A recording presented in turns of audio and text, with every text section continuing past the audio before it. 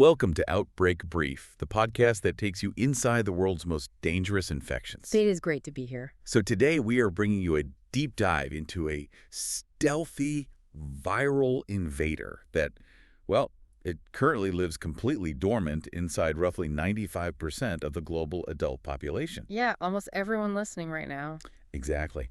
We are talking about a pathogen that can cause just crushing months-long fatigue. It can turn something as simple as like a shared water bottle into a full-blown medical emergency. It really is a pathogen perfectly adapted to human biology. I mean, it hides in plain sight. Right. And it uses our most basic social rituals, eating together, sharing drinks, expressing affection. It uses those as its primary method of conquest. So we are jumping right into a medical mystery for this one. Picture this. A teenager goes to the doctor and they are feeling absolutely miserable. Just completely wiped out. Yeah. They have a fever, a level of fatigue that feels like dragging around a lead weight, and a sore throat so severe, it basically feels like swallowing barbed wire. A classic presentation, really. Yeah. Right. So the doctor takes one look at this massively inflamed red throat and makes a very reasonable assumption. They think, okay, it's a bacterial infection, strep throat. Which happens all the time. Exactly. So the doctor prescribes a standard course of penicillin antibiotics, likely amoxicillin.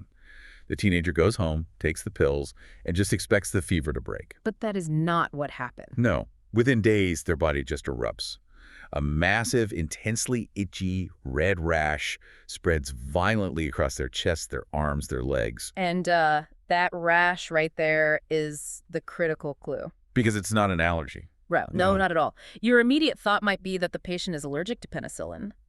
But that is not what is happening here. This is a violent systemic clash between the antibiotic and a hidden viral invader. Because that teenager does not have a bacterial infection at all. Exactly. They are infected with the Epstein-Barr virus, or EDV. It is the pathogen behind infectious mononucleosis, commonly known as mono. And if you give amoxicillin to someone with an active mono infection, up to 90% of the time, the body reacts with that massive full-body rash. wow. So the medicine meant to cure you actually acts as like a chemical tripwire. Yeah, that's a great way to put it. And here is the truly shocking reality for you listening to this right now.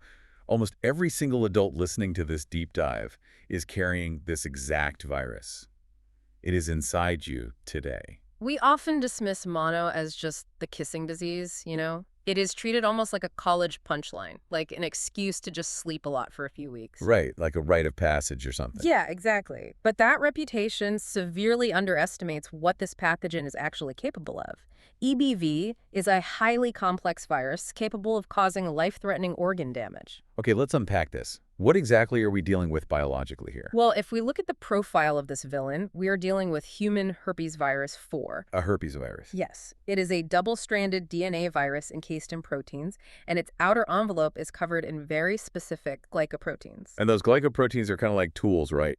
Think of them as highly specialized biological lockpicks. They are designed to infiltrate very specific host cells in your body. Which cells are we talking about? Primarily, they target your epithelial cells, which make up the soft, protective lining of your mouth and throat. And then a specific type of white blood cell called a B lymphocyte. I want to focus on those B lymphocytes because this is where the sleeper agent analogy really comes into play. It really does. Normally, a virus invades a cell, turns it into a factory to print millions of copies of itself, and then just blows the cell up to spread the infection. Yeah, your typical smash and grab operation. Right. But EBV runs a highly sophisticated covert op. B cells are the very immune cells supposed to be defending you, and EBV breaks in, hijacks their molecular machinery, and physically forces the B cells to change. It forces them to differentiate into what we call memory B cells. Which is brilliant, honestly, because that hijacking is all about survival. Under normal circumstances, your immune system fights off a disease, and a tiny fraction of your B cells transform into memory B cells. To remember the threat. Exactly. Their job is to circulate quietly in your blood for decades, remembering the threat in case it ever comes back. So by forcing an infected cell to prematurely become a memory B cell, the Epstein-Barr virus achieves a state called latency. Yes. It secures itself a permanent, perfectly disguised hiding spot. It essentially puts on an immune system uniform and hides in the barracks. It goes completely dormant, circulating in your bloodstream forever, just waiting for a dip in your immune defenses to reactivate. And humanity has been carrying the cellular stowaway for a very long time, even though scientists only officially isolated and discovered it relatively All recently. right, back in 1964. Yeah, by Michael Anthony Epstein and Yvonne Barr, which is where it gets its name. And since its discovery, we have mapped a global domination that is truly astonishing. I mean, nearly 95% of adults worldwide carry it. It's staggering. And looking at the data from our sources, the prevalence isn't just about adults. It is really a story about childhood. Oh, absolutely. If you grew up in a busy household, maybe sharing a bedroom with siblings, trading toys, or taking sips from your parents' cups, your chances of catching this incredibly early were high.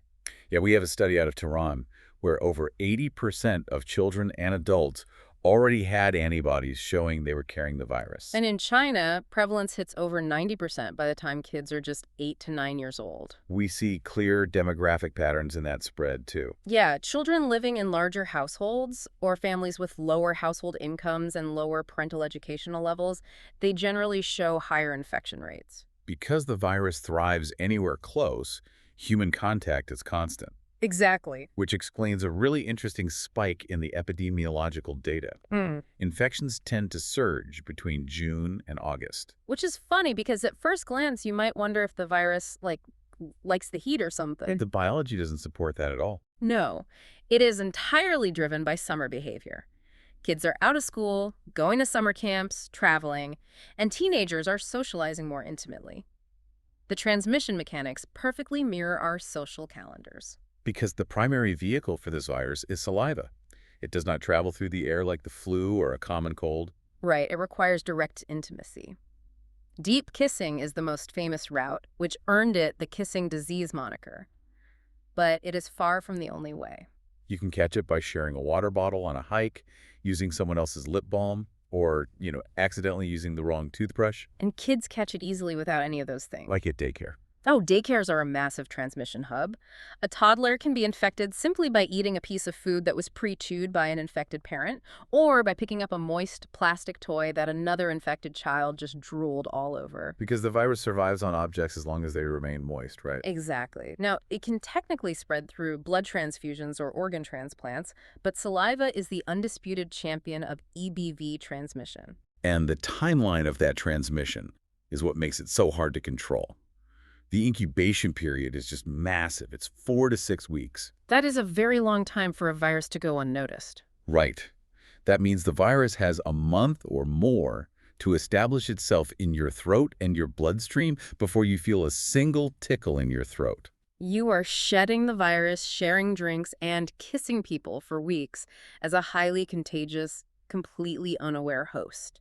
And the stealth nature of the virus extends to the end of the illness as well. Yeah, long after a patient recovers, when their fever is gone and their energy is finally back, they actually continue to shed active virus in their saliva for 6 months or longer. 6 months? That's wild. Because so many people carry it asymptomatically, you are basically constantly interacting with silent spreaders. Oh, are. But that brings up a really important age paradox. Why do some people, like those young kids in the studies we mentioned, catch it and barely get the sniffles, while a perfectly healthy 19-year-old gets completely leveled by it?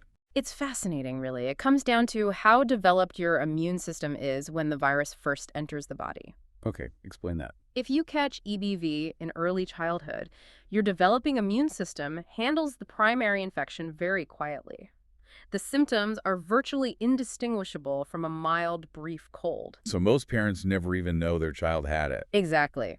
But if you manage to avoid it as a kid and you catch it later in life, you get hit with what we can call the college curse. The college curse. Yeah. Because exactly the opposite reaction happens. Right. If a teenager or a young adult gets infected for the first time, their robust, fully developed immune system recognizes this massive viral intrusion and launches just an overwhelming counterattack. So the severe symptoms of mono day are largely collateral damage from your own immune system going into overdrive. Yes. At least 1 out of 4 teenagers and young adults who catch EBV for the first time will develop the grueling, full-blown syndrome of infectious mononucleosis. Let's talk about what that full-blown syndrome actually feels like, because it is punishing. It really is. It starts with that extreme fatigue we mentioned in the cold open, along with severe headaches and body aches.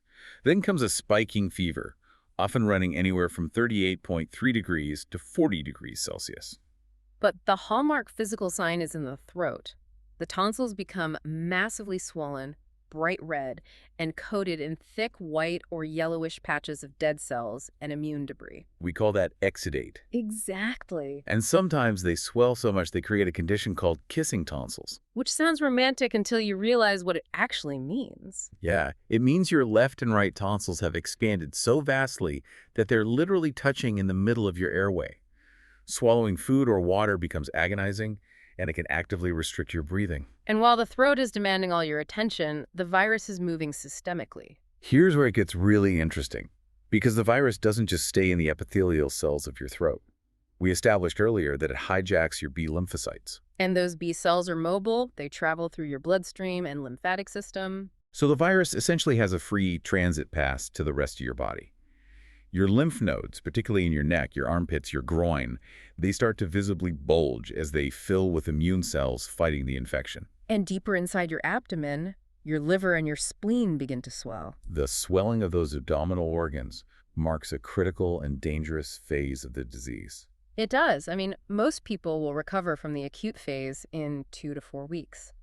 But because those infected B cells are circulating everywhere, EBV can trigger rare but incredibly severe complications in unexpected places. Like where? Well, the virus can travel to the gallbladder and cause acute acalculous cholecystitis, which is severe inflammation without any gallstones. Oh, It can travel to the heart muscle and cause myocarditis. It can even cross the blood-brain barrier and trigger encephalitis or brain inflammation. Facing a fever, swollen organs, and a choking throat, the immediate question is, how do we kill it? What is the cure? The hard truth is we don't kill it. Because it is a virus. Right. Antibiotics are completely useless here. The treatment for infectious mononucleosis is purely supportive. So we just have to keep the body stable while the immune system fights the battle. Exactly. That requires intense, prolonged rest, extreme hydration to maintain organ function, and over-the-counter pain relievers like acetaminophen or ibuprofen to bring down the fever. And I need to pause here to urgently underscore a medical warning from our sources. If a teenager has mono, or honestly any viral illness for that matter, you must never give them aspirin to lower their fever. That is a very important point. Using aspirin during certain viral infections in teens can trigger Ray's syndrome. It is a rare but highly dangerous condition that causes rapid swelling in the liver and brain, and it can be fatal. And to circle back to our cold open, do not try to self-medicate a bad sore throat with leftover penicillin antibiotics like amoxicillin. Because you are risking that massive systemic rash we talked about. Right, those are critical safety guardrails. As for extreme medical interventions, doctors have tried using antiviral medications. Do they work? Well, while those drugs can suppress the virus enough to reduce the amount being actively shed into the patient's mouth, the clinical data shows they do not actually improve the patient's overall symptoms or speed up recovery. But what if someone hits one of those extreme complications? Like, what if those kissing tonsils completely block the airway? In those rare, severe scenarios, doctors pivot to aggressive interventions. They might administer corticosteroids to rapidly and forcefully reduce the inflammation in the throat. Just to open the airway back up. Yeah.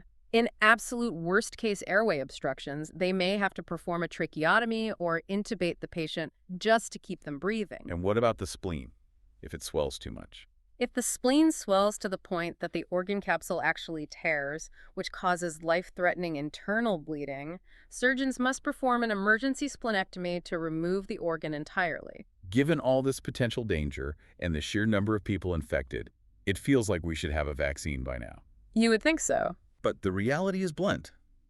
There is no vaccine for Epstein-Barr virus. We have no biological shield to prevent this infection. Which forces the medical community to rely heavily on precise diagnostics. We need to know exactly what we are dealing with.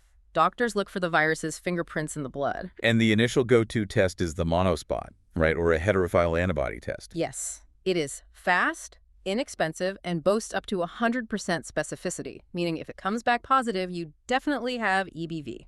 But I was looking at the mechanics of the monospot test, and it has a pretty significant blind spot early on, doesn't it? It does, actually. Early in the infection, your immune system is still waking up to the threat. It hasn't produced enough of those specific heterophile antibodies to actually trip the test's sensors. So in the first few weeks, especially in children, the monospot frequently throws a false negative. Exactly. If a doctor suspects mono but gets a negative test, they will examine a peripheral blood smear under a microscope looking for atypical lymphocytes. Those are white blood cells that look physically stretched and distorted because they are reacting to the virus. Right, and if they need absolute confirmation, they test for viral capsid antigen, or VCA. I want to break down the mechanism here because it explains how our bodies remember infections. Our sources note that doctors look at two specific antibodies, VCA-IgM and VCA-IgG. And the distinction between the two is a perfect map of the immune response. IgM antibodies are like your body's rapid response team. The SWAT team. Yes, they spike quickly during an active acute infection, but they fade away after a month or so. If your VCA-IgM is elevated, the virus is attacking right now. Okay, so what about IgG? IgG antibodies are the specialized long-term security force. It takes them longer to deploy, but they stay on patrol in your blood for decades. An elevated VCA-IgG means you have a past or chronic infection. Which brings us to the unsettling reality for you, the listener. Once you beat the initial sickness, the fever breaks, the tonsils shrink, the crushing fatigue finally lifts. You do have natural immunity. Right. You are highly unlikely to ever experience the acute sickness of mono again. Yeah. But you haven't expelled the virus. It hasn't left the building. Yeah. Because of that B-cell hijacking we talked about earlier, it is now a permanent latent passenger in your body. It is a lifelong resident. And because we have no vaccine to prevent it, infection control is entirely behavioral. So what can people actually do? Since it travels via saliva, standard public health advice like regular hand washing, while excellent for preventing colds and flu, is not your primary defense against EBV. You have to be ruthlessly disciplined about not sharing drinks, utensils, lip balm, and toothbrushes with anyone who is infected or recently recovered. That is your best line of defense. There is also a critical public health rule regarding athletes that we need to explain mechanically. We talked about the spleen swelling earlier. Yes, the splenomegaly. Your spleen is essentially a giant filter for your blood, and during a mono infection, it is working overtime, just flooded with millions of infected B cells. It becomes so engorged and stretched out that the outer capsule becomes as thin and fragile as an overfilled water balloon. And that fragility is why patients must strictly avoid all contact sports, and even heavy lifting, for at least 3 to 4 weeks. A single elbow to the abdomen during a basketball game or a tackle on a football field can easily cause that stretched splenic capsule to rupture. Which is a massive internal bleeding event. Athletes must obtain formal medical clearance, ensuring the spleen has physically shrunk back to its normal size before stepping back onto the field. Absolutely essential. So if we pull back and look at the current global landscape of this pathogen, where do we stand today? We are looking at a highly endemic virus that is perfectly adapted to us. EBV is a constant, unresolved global presence. It maintains its massive 95% prevalence without causing the kind of immediate fatal pandemics that shut down global borders. Right. It is the ultimate paradox of this deep dive. We are analyzing a pathogen that is wildly successful, precisely because it operates so quietly in the vast majority of the population. It doesn't want to burn through its host quickly. It wants a long-term lease. It has successfully turned humanity into a massive, walking, breathing reservoir. And that latency raises incredibly important questions for the future of medical research. It really does. While the immediate threat of mono resolves in a few weeks, even if the lingering fatigue drags on for months, the dark shadow of EBV is its long-term impact. Because the virus fundamentally alters the cellular machinery of our B cells to force latency. Yes, and occasionally it makes a mistake. Decades of research have directly implicated the Epstein-Barr virus in the development of severe diseases later in life, including various lymphomas and nasopharyngeal cancers. Wow. The virus changes the programming of the host cell, and years later, those alterations can lead to malignancy. So what does this all mean? We started this deep dive looking at a teenager with a terrifying rash, and we end up looking at the very definition of human health. It's quite a journey. It really is. What does it actually mean to be healthy when 95% of us are permanent hosts to a viral hijacker? It's a question we are still grappling with. It forces us to realize that we are not pristine, isolated individuals. We are walking ecosystems.